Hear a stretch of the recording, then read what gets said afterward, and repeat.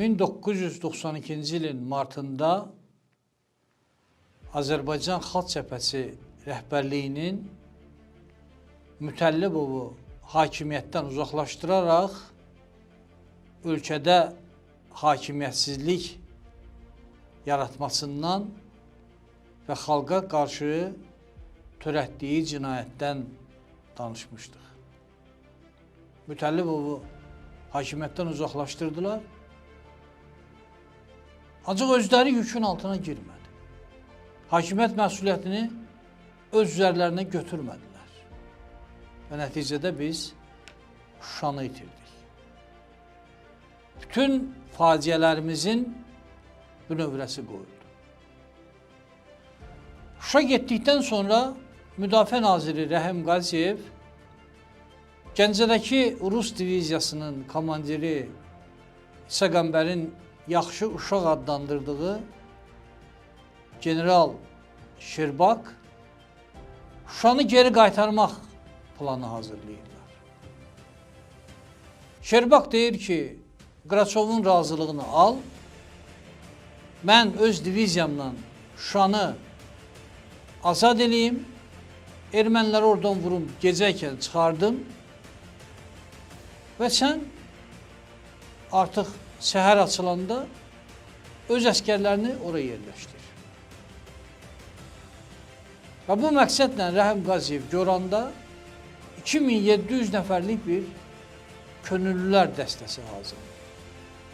Və sonra gedir Daşkəndə, orada Qraçovla görüşür və onun razılığını alır.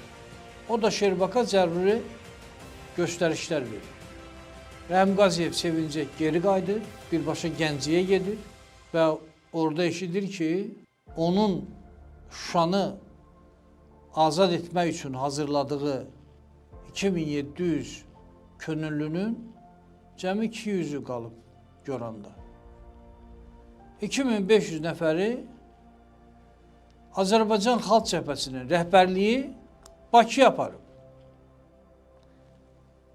May inqilabı etmək üçün, hakimiyyəti bir dəfəlik götürmək üçün 2500 nəfəri Bakıya aparıb. Və təkcə bunları yox. Laçından da dəstələr Bakıya aparılıb. Baxmayaraq ki, Laçın həddindən artıq ağır vəziyyətdədir. Orada artıq panika başlayıb. Əskərlər öz mövqilərini atıb qaçırlar. Bakıda bayram mitingidir. Rəhim Qaziyev təcili Bakıya gəlir, birbaşa mitingə və tribunaya çıxmazdan əvvəl yol üstü elə əskərlərin birinə bir şillə vurur.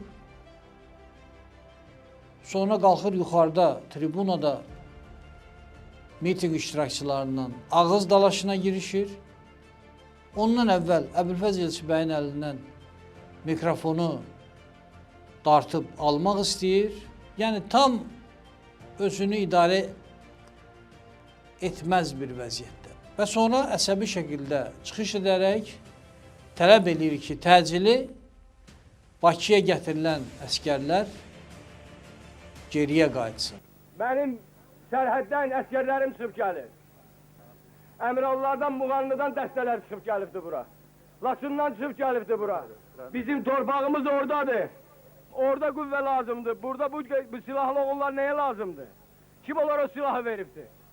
Mənə deyin görüm, axı buradan bir günləri mən 3000, 4000, 5000 adam yığa bilərəm. Onlar orada olmalıydı. Mənim bütün planlarım pozuldu. İndi mən sizə deyirəm, Laçın əldən gedir. Nə ilə saxlayın? Nə hərbi səfərbərliyi, orada olanlar orada dayanırkən hərbi səfərbərliyi elan edeyim. Güllərə indi, mən indi sizə deyirəm, sabah saat 12'ye kimi vaxt verirəm. Əgər oldu, olmadı, gəlib sizin yanınızda beynimə bir dənə güllərin çağı burada da yıxılacam. Əskərlər qayıdırlar. Ancaq artıq Şuşanın azad olunması planı pozulub. Laçın da həmin günlərdə işğal olundu. Laçının işğalı Azərbaycan Xalq Cəbhəsi rəhbərliyinin növbəti cinayəti oldu. Hakimiyyətə gəlmək üçün Laçından hərbi qüvvələr Bakıya gətirildi. Orada panika yaradıldı və əskərlər biz yiyəsizik deyərək hərəsi bir tərəfə qaçdılar. Kaydın geri. Bir dakika dayan. Kim komanda verip şu kaydasın? Hiç kim bilmiyor. Yeğensiz başa düştün. Niye? Bəs Tofiq Yaqublu'nun burada rolu nədən ibarətdir? Rəhim Qaziyevin hazırladığı 2700 könüllüdən biri Tofiq Yaqublu idi. Çox güman ki o da Bakıda may inqilabında iştirak etmək üçün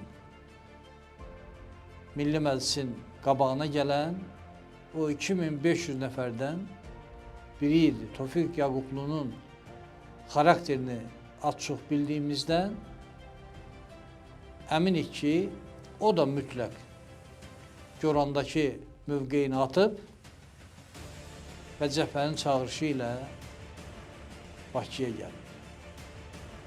Bəlkə də gəlməyib. Məlum deyil. Ancaq bir şey dəqiq məlumdur. Rəhim Qaziyevin Milli Məclisin qarşısında şillə vurduğu əskər Tofiq Yaqublu deyildi. Şəki rayonuna olan bir əskəri vurmuşdu Rəhim Qaziyev.